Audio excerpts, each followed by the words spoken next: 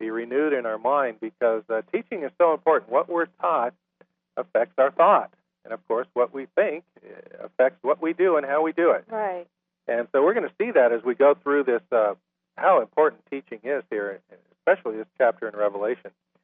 So I guess we can jump in. What do people want to call if they want to join the conversation? If you'd like to join our conversation or ask a question or make a statement or comment, call 808-296-5467.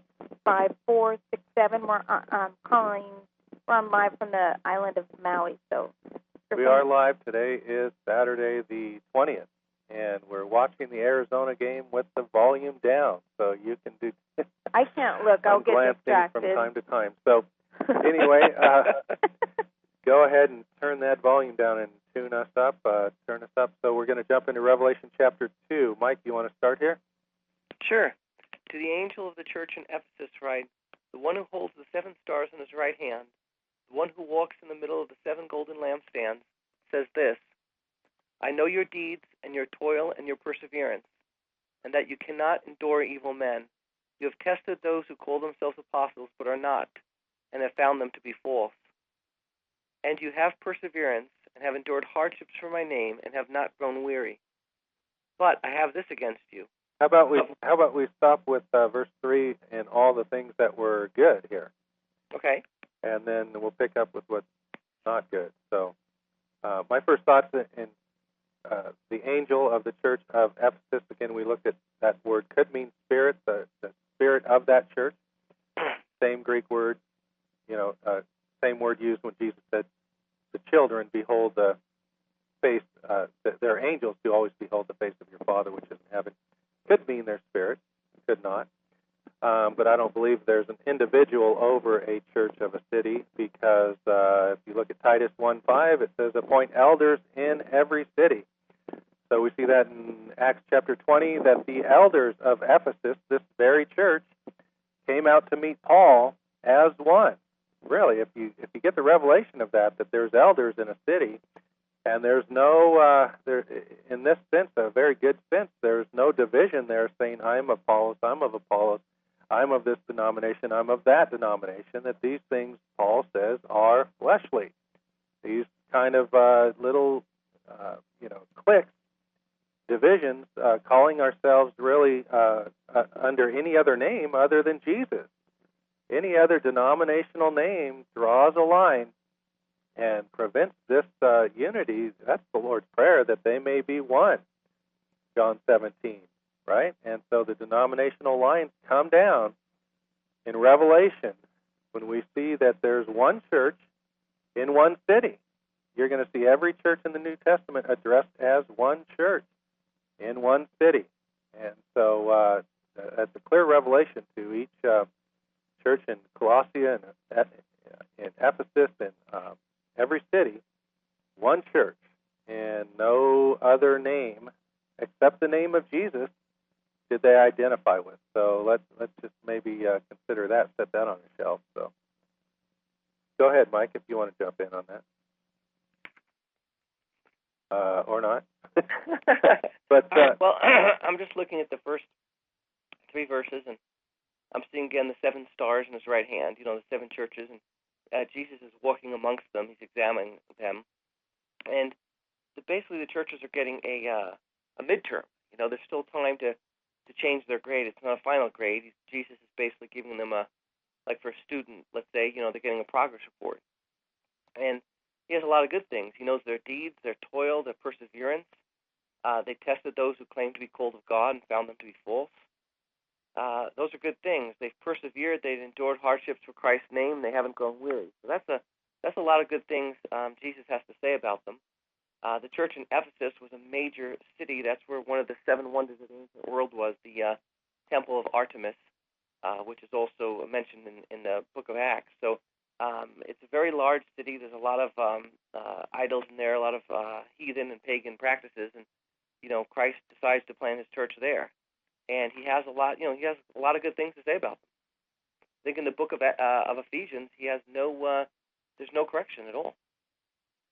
Well, if we look at this church here, he says that I know your labor, and so we want to examine what is labor in the Bible. Well, Bible speaks of laboring in the Word. I believe that's Hebrews 6:10. Speaks of laboring in the field, Jesus did, Matthew 9:37-38. There's a labor of love. I think that's the Hebrews 1:6-10, but it does speak of laboring in the Word. That's 1 Timothy 5:17. And then there's laboring in prayer, Colossians 4:16, and laboring or fighting in the fight of faith, Hebrews 4:11. So there's a lot of laboring, and then I think what sometimes can be a problem, which I think we're going to see later in their correction, is maybe laboring in their own strength. And so, again, Hebrews 4 says, cease from your own works or labors.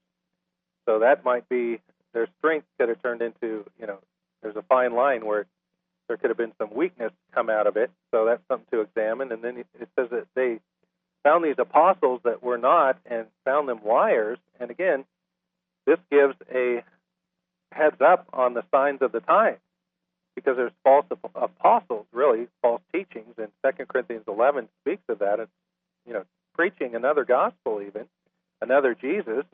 And we see here that Matthew 24:11, again, tying in the context, says that this would be happening, and so does 1 Timothy 4. But I'll just read Matthew 24:11, and we want to see that with this, the timing of events, Jesus said, and many false prophets shall rise, shall deceive many. So there's falsehood of teaching here, apostles and prophets. And then you see 1 Timothy 4 happen. And so Jesus says it will happen, right? Jesus said this is something, 30 years prior or so to the rest of these letters that we're reading. He says this will happen, these false prophets, right? Well, 1 Timothy speaks of these things are happening. And if we can get a revelation of this, 1 Timothy and 2 Timothy, and I'll just read 1 Timothy 4, now the Spirit speaks expressly that in the latter times some shall depart from the faith, giving heed to seducing spirits and doctrines of devils. It goes on a list of behavior that would be accompanied with this false teaching, this falseness being spread. And then he goes in verse 6, he says, if you put the brethren in remembrance of these things, you shall be a good minister. So he contrasts there with you need to be contrary to these things, because these things are going on in your very day. And just to confirm that, 2 Timothy 3, this is something Dave shared with us recently that I had seen before, but not as clearly. 2 Timothy 3 says, verse 1, this know also that in the last days perilous times shall come. Speaking of the last days, and then gives a list of behaviors that are pretty wicked. And then he goes on in verse 10, but you have fully known my doctrine, manner of life, contrasting them, right? And so this is a first century event. Again, he's saying contrasting them who are doing and teaching these things, but you fully known what Paul's been through. And then he exhorts them contrary and opposite of that falsehood, that teaching and behavior that was present in that day. First century audience. If you read this, 2 Timothy 3 gives us a heads up on the timeline of these things. And again, Jesus does in Matthew 24, because it's in relationship to the destruction of the temple. And Matthew 24:34 says, this generation, not that generation, has to be changed to mean something else today by teachers. This generation, this very generation, will not pass away till all these things be fulfilled. Every time in the New Testament this generation is used, about 19 times, this adulterous, sinful generation, Jonah shall rise up in judgment with this generation, etc., about 19 times. This generation, even the chapter before Matthew 24, Jesus said that all these things will come upon this generation. I just want to read that real quick to get us in the right millennia here. Matthew 23:36, all these things shall come upon this generation. That is, that the righteous blood shed in the verse before upon the whole earth would be required of this generation. Luke 11 also says the same thing. So if we get a hold of the timeline here, this generation in Matthew 23 has to mean the same thing as it does in Matthew 23:4, a few verses later. So this generation is that generation in the first century, the original hearers and audience of the Scripture. So just to get a timeline of what's going on there in Revelation chapter 2, he speaks of verse, I got lost here for a second. Verse 3 talks about the false apostles and liars, false teaching. We're going to see how important teaching is to Jesus here, because it affects his people and their thinking, from stinking thinking to, victorious and true thinking. So what does Bible prophecy matter? Well, it's 1/3 to 2/3 of the New Testament. So I would think how we think about these passages is maybe important to Jesus. If we have them in the wrong filing cabinet, we're going to be misinterpreting and mishandling the Scriptures, very important to Jesus, and misthinking, misbehaving. And if you'd like to call in with your comments or just comments, 296-5467, 296-5467.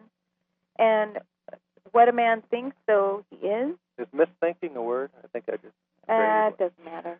So anyway, the wrong thinking, we want to know. That's right. So it's very important to God that we're thinking the right way. If we're thinking that this tribulation is hanging over the head of the whole world, 3/4 of it about to go up in flames, we're going to be acting like those in a football game with 2 minutes left. We're going to play prevent defense, which, of course, prevents you